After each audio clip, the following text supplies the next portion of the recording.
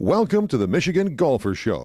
Join us each week as we explore the people, the places, and the events that shape our great game.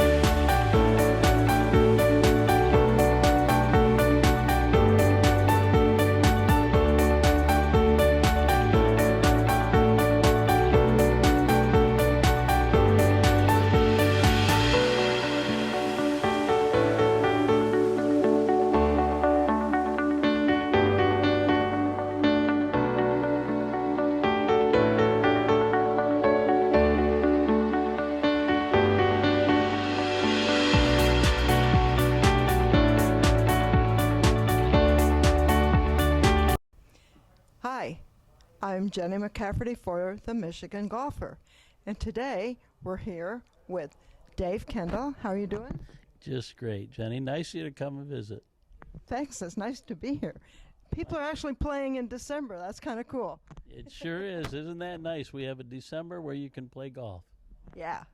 And on this side is Paul Haase, who's been with Dave for what, 23, 24 years? 4 years now. 24, wow. Yeah, And how are you doing? very good. Wonderful day today. It is. It's like you almost want to get out there and play.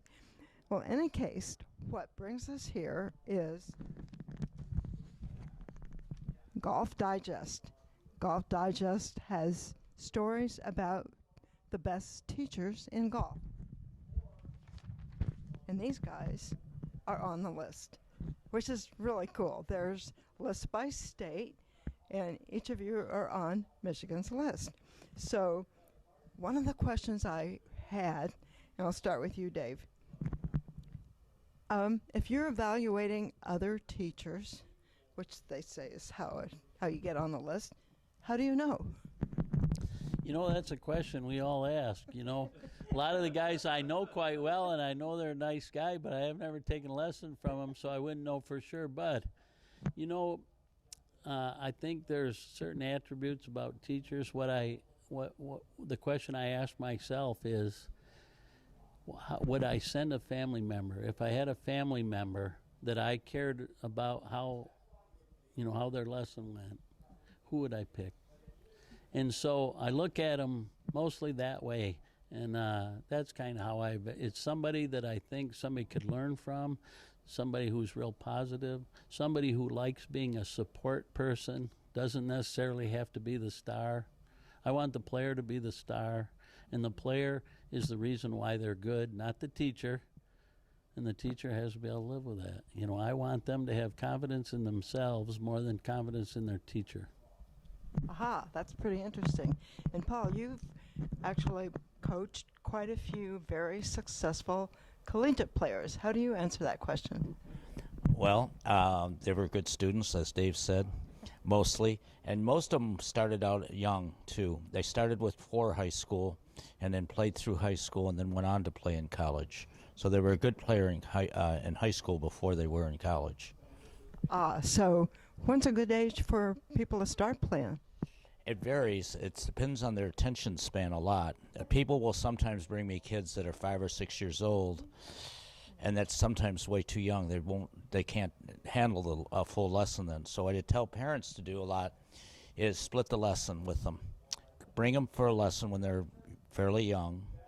Let them go as far as they can, and then they finish the lesson. I get a few people. I have a college kid now that started when he was 6 years old with me, and he did the full lesson all the way through, and he was very disciplined. But that's rare. Most of them, it's 10 or 12 years old before they really start. You know, there's a lot to that. I would say What's a good time to start? I would say when they want to know. When they want to. So I've told parents, I'd say, do you want them to know or do they want to know? And you'd say, well, how do you know when they want to know? When they say, hey, Dad, how come your ball goes in the air and mine doesn't? How come my ball goes to the right instead of straight? Or how come yours does this and mine does that? That means they want to know. So that'd be when you should introduce it, I think. Now, it doesn't mean that we couldn't take a person. They don't really know sometimes. They're so young, they don't know what they need to know. So what we do is we start talking about movement and balance, and then remind them of certain good habits and, give them some drills to do. And then what'll happen is if they see that things are going well, they kind of like it. Then it's fun. Oh, I want to do more of that.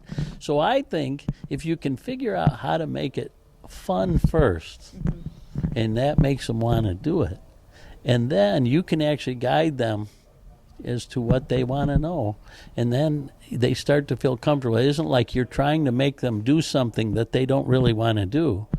You're actually trying to help them with that they want to do. Okay, so fun. That's the sort of thing you really don't hear all that much when you're trying to get people interested in golf. And it's kind of strange because why else do we play? Well, I would think you want to play, have fun, and enjoy the game.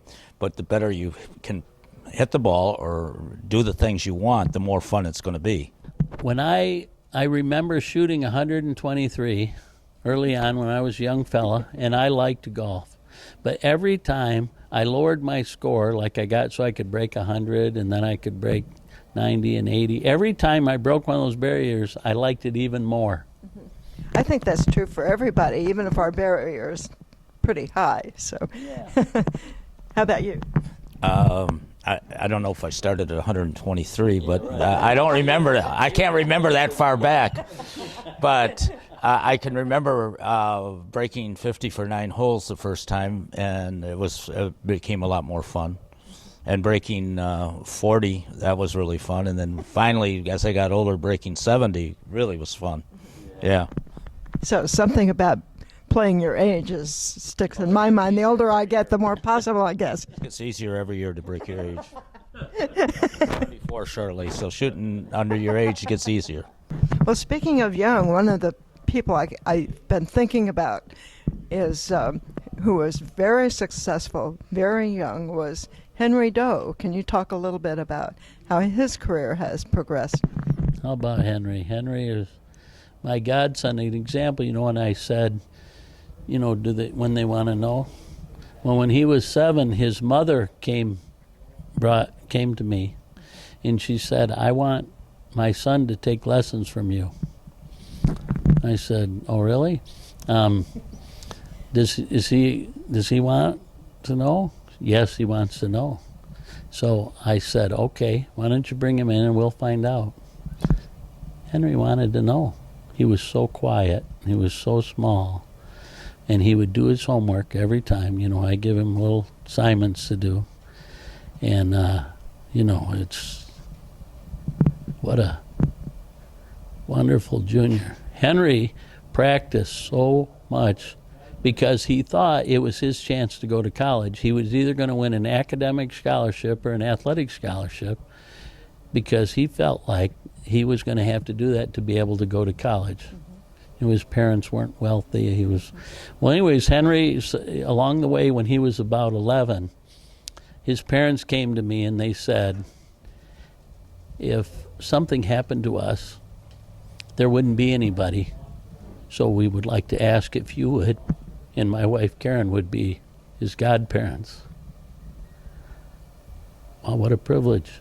So he had responsibilities. He had to give us his report card. He had to, do his homework. He had to, and my sons would say he's a better godson than we are sons, because he's way more considerate than we are. But Henry, his parents came up with a way that he could have family when he's an only child and all of his parents' families in Vietnam. So he doesn't have aunts and uncles and cousins and that he knows. Now, later on, as years went by, he did come to know some of his relatives, but they mostly lived in Vietnam, and they didn't speak English, and he didn't speak Vietnamese. And so if something happened, going to Vietnam really wasn't an option. He born here. And anyway, so that was such a privilege. I mean, Henry will spend Christmas with us, and just like he does every year. And he's kind of the kid brother to I have 2 boys, and they treat him like a kid brother. They kind of push him around and boss him around, in good fun. But Henry's very successful. He's vice president at Hall Financial, works for David Hall, who's a golf lover himself and very, outstanding player. But they've become close friends, and Henry he still tries to play he plays in state tournaments in the Michigan Amateur, a former champion. And he just missed qualifying for the U.S. Amateur and the Mid-Amateur, and he says, not bad for a part-time player. I'm getting right on the cusp, but, he still cares about his golf. But he's not only an outstanding player, but he's outstanding in business. And David has been very complimentary. He said, Dave, I'd like to thank you for encouraging Henry to come to work for us. And he's really outstanding. Well, I remember Henry from the Boyne Tournament of Champions when he was the runner-up, and nobody can remember who beat him because Henry got all the attention, I think. Yeah, Andy Matthews. I'm at the 18th green standing with Andy's mother, who was a friend of mine because she used to play in a tournament at our club in Cadillac. And Andy made a great putt on the last hole, and he beats Henry. And Andy's mother is crying, not for her son winning, for Henry losing. I think she was pulling for Henry. And it like everybody there, you want to see the kid win. And it was quite a thing I'll never forget, because he was traveling with me. First time is when he's traveling with me, and we're doing everything that week, and that was quite a ride home. Didn't you play in the same tournament? Yes. In fact, I was the first round leader, and then, of course, he shoots 61 in the second round. So I come into the press tent, and I had noticed my name is coming off the board when I were at 16, and his name's going up on the board. And so then when I get in, Kevin Helm meets me, and he says, so Dave, they want you to go into the press room. Did you hear about Henry? I said, well, when he went up on the board, he was 4 under. I said, did he shoot like 68? He said, oh, you don't know, do you? 61. And wow. And so I asked him on the ride home, Henry, what was your goal when you came up here? He said, to make the cut. I said, I guess you blew that away. So, Paul, one of the things I always wonder about teaching is here is an interesting place because it's more like a driving range in some ways. But when do you go to a course, and how different is it to teach somebody to play on a course? Well, I do playing sessions. We go over to Washtenaw, which Dave now owns, and I do those in the morning with students on weekdays. And we also have a short game area down there that has 3 bunkers, 2 chipping greens, and we'll work with that there, but then also go to the course. And there it's more about course management and strategies of playing the game. Well, strategies are going to differ with every course, aren't they? They can, but getting out of trouble, a lot of teaching young people how you can make a bogey when you get it off the fairway into the trees. So a lot of times in a playing session, I'll put them into trouble, even though they didn't actually drive there, and put them in and show them how they can turn a what might be a double or a triple bogey into a bogey or even a par. Well, that's really what makes it fun, is how to get out of trouble. Well, but practicing it on the range is not the same as doing it on the course. So that's why I do that in the mornings with young people that are trying to become good players. Yeah, practicing on a range never really struck me as fun. Yeah. I spent many years in Cadillac, and we didn't have a range. So I learned to practice on the course, late in the day and not as many people around. I can take an extra ball. So I would call that random practice, where you're hitting a different kind of shot as you go along. And I prefer it as a way of developing a game, as practicing. But everybody can't do that. On a busy course, you can't always drop clubs down, and you can't go over and play from here and there. But, a lot of times in those days, you could, late in the evening is when I would practice. There isn't many people around. You can kind of go over to that spot where you want to practice that certain type of shot. I think it's very helpful. On the driving range is good for getting a lot of repetitions in a short period of time when you're learning a certain skill. But when you're learning to play, it's actually more, even on the range, you have to use your imagination a lot, where you'd say, okay, let's pretend there's water on the left and there's trees on the right. Now let's see, because it actually affects the way a person thinks. When you actually went on a driving range, we mostly hit the range about every time because it's so big. Right. But on the golf course looks kind of narrow. So what we do is I pretend that I'm hitting, say, the width of the sign out there, or those small greens. I'm hitting to a spot there, and if you're outside of that, you're out of bounds, and it kind of makes the golf course look bigger. Well, so, Paul, if you're at the driving range, people are going to be practicing a swing. But then when do you get to chipping and the short game and putting and so on? When we start talking about the scoring, we do take them down to the short game area, and we will work with them on chipping, putting, sand play, and so forth. But one of the things, you get a lot of questions about how do you play certain shots, uphill, downhill, so forth. Now, well, I can tell them, if you get an uphill lie, you're going to move the ball back in your stance or whatever. But they have to learn to do it themselves. You have to get on the golf course and try it. And you just can't tell them, well, it's going to go back in your stance. Yeah, how much? Well, they got to take a practice swing, see how much it goes back in their stance. It's going to go to the left when you got an uphill lie. Yeah. How much? Well, how steep is that hill? Well, but see, there's not a measurement for it, so you got to go out and actually do it. That's the way they're going to learn it. You can't learn it just from me telling them. I can lead them that way, but they're going to, it's like you get somebody from the south come up here and have to drive in the bad weather up here. Well, you can tell them you got to drive slower, you got to leave more space between cars, but how much and how slow are you going to drive? That's practice. The only way you'll really learn to do it is actually do it. And the only way you're going to learn to play golf is to get on the golf course and do it. You can have these things, and yeah, Paul said to move the ball back. Well, they'll learn how much they got to move it back in their stance, or how much they got to allow the ball to go left. Also about sand. For some reason, people seem to be frightened of sand, but I think it's kind of fun to play out of sand. Once you learn how, you watch the pros play out of sand, and you think it's easy, all right? But most people push the ball when they hit out of sand. They don't learn to hit it. It's got to be hit. And the really good players use the bounce of the club, and they spank the sand firmly with the bounce and hit the sand. Now, again, that goes back to how much are you going to hit behind and so forth. You can tell them it's a little bit, but what's a little bit to one person might not be a little bit to another, and they actually have to do it. But it actually, once you learn the right technique with it, it's not as hard as a lot of people make it out to be. I've often heard that a certain club is the way you should hit out of sand. Is that true for everybody? A sand wedge or a lob wedge is actually ideal.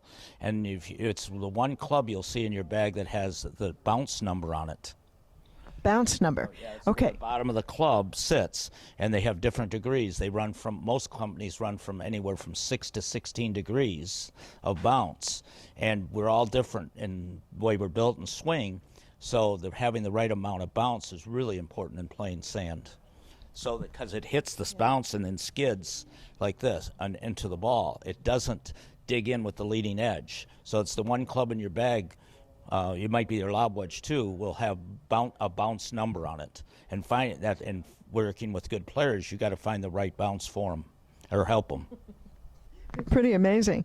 So one of the things that the lines you hear all the time is, swing for show and putt for dough. So how do you teach people to get fewer strokes through better putting? Well, I mean, you have to practice them and get them some good techniques in it, and have a system to doing it, rather than just putting. You just don't tell them to putt. I believe you got to keep your body really very still and use very little wrist in becoming a good putter. So I work with them on that. And then different drills for short putting. I use a yardstick, and I put the ball in the bottom of the yardstick and have them putt on the yardstick to learn to putt it straight. Oh. Stay on the stick. Yeah. Stay on the stick? Yep, I put it against the wall, and they have to putt up. Because they're looking for things they can practice, especially in this time of year in the off season. How can I get my putting better? One's golf game is never done. The pros always have coaches. So if somebody comes in and says, my game's fine, I don't need any help, then what do you do? Well, if they wouldn't be here, if they said that the game's fine and they didn't need any help. Usually they come here, they got a problem. And I'll ask them what they wanted to do. And then I'll also ask them what they shoot and what would make them shoot better. What parts of the game, and try to go after what they think they need to be better at. And sometimes I watch and then I decide that's really not the real problem. I'll find something else in their game that really actually is causing them more problem than what they thought it was. Almost always they come in and it's their driver. Because of distance. Well, not distance, direction too. Okay. And they can't hit it straight. And ball. Yeah. Say that again. Yeah, they can't find their ball, and they need to hit it straighter so they can find it. It isn't they hit it crooked. Well, it's pretty fascinating to think about all that. And Paul, one of the things I was wondering is, especially when you think about the word trust, are there differences between the way men and women approach the game? I haven't seen that, really. I mean, there's differences in how they play. I mean, there's generally the guys that are really good that I've taught in college are much longer hitters, all right, and they play a little bit different game. Had a girl that went and qualified at the LPGA school and watched them play. They hit the fairways almost all the time. They hit the greens and make pars very easily. Where the men, they usually hit it further, not as straight, all the time, and they play a little different game. And they'll be reaching par 5s and 2, where the girls might not always. Mm-hmm. All right, even though the courses are shorter, I don't know if it's exactly proportion. There's some of these young guys hit at extraordinary distances. And how many girls have you had who went on to play collegiate golf? I'm not sure the number. It's over 100, way over 100. Now, I mean, we have a list of our girls and boys who have been all-state players. There's as many girls as boys, and most all those girls are Paul students. Aha. They really are. People wouldn't know that unless it's extraordinary. I mean, I'll tell you what. Now, I don't know. I don't think he's that, a magnet.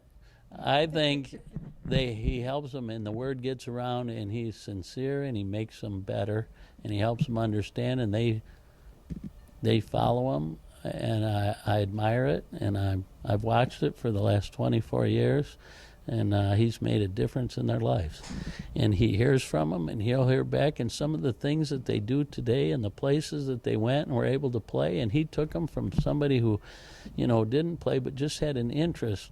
And I mean, I'll tell you what, it's amazing what he's done for those girls.